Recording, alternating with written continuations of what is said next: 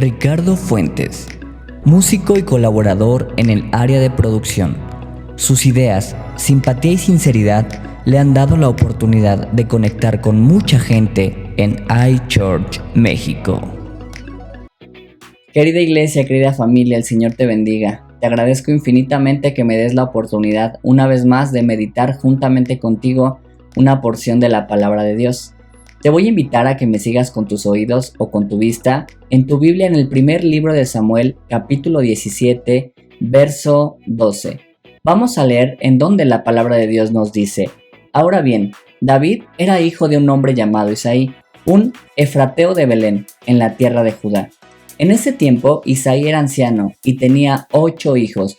Sus 3 hijos mayores, Eliab, Abinadab y Simea, ya se habían unido al ejército de Saúl para pelear contra los filisteos.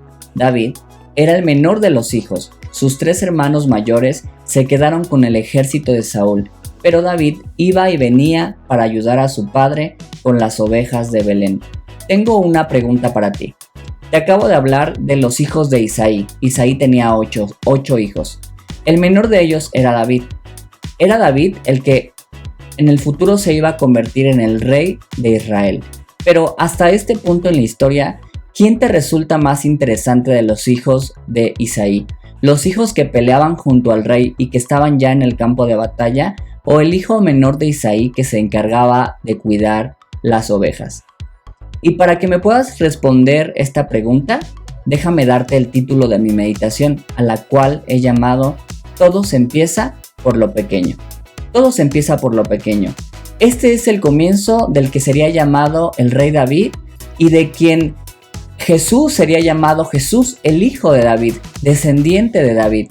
Fíjate que pasa algo muy interesante, porque a David se le había dado la tarea, se le había dado la función de apacentar las ovejas de su papá, de Isaí.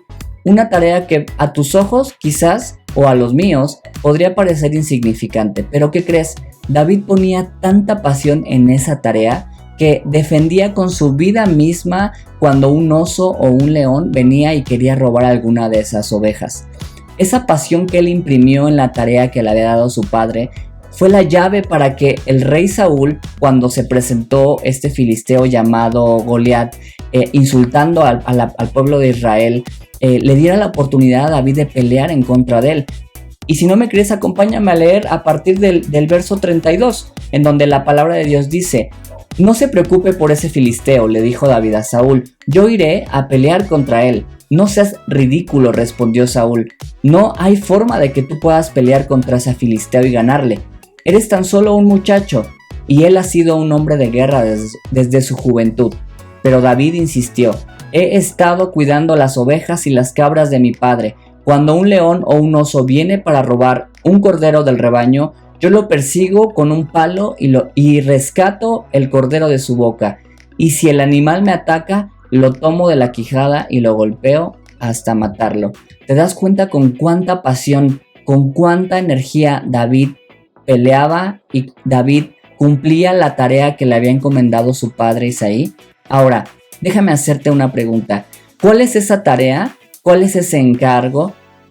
¿Qué es lo que estás administrando en este momento? Porque sin importar qué tan insignificante pueda parecer a tus ojos o a los ojos de los demás, la manera en la que administres esa tarea que se te ha encomendado puede ser la llave para que tú obtengas tu victoria o boicotees el propósito que Dios tiene para tu vida.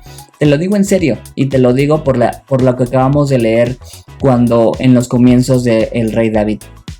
Si David hubiese decidido no arriesgar su vida por los animales que ni siquiera eran suyos, no solamente hubiese perdido la oportunidad de pelear contra Goliat, hubiese perdido la oportunidad de ser renombrado frente al rey y frente al pueblo de Israel.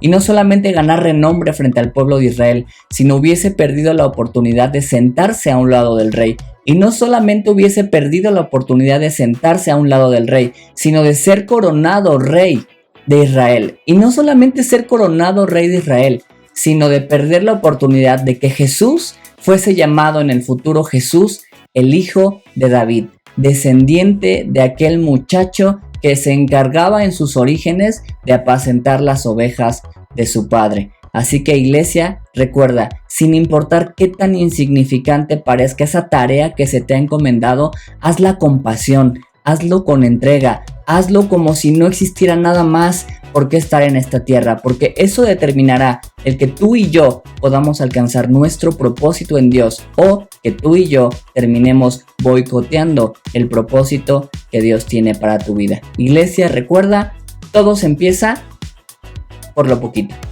Que el Señor te bendiga.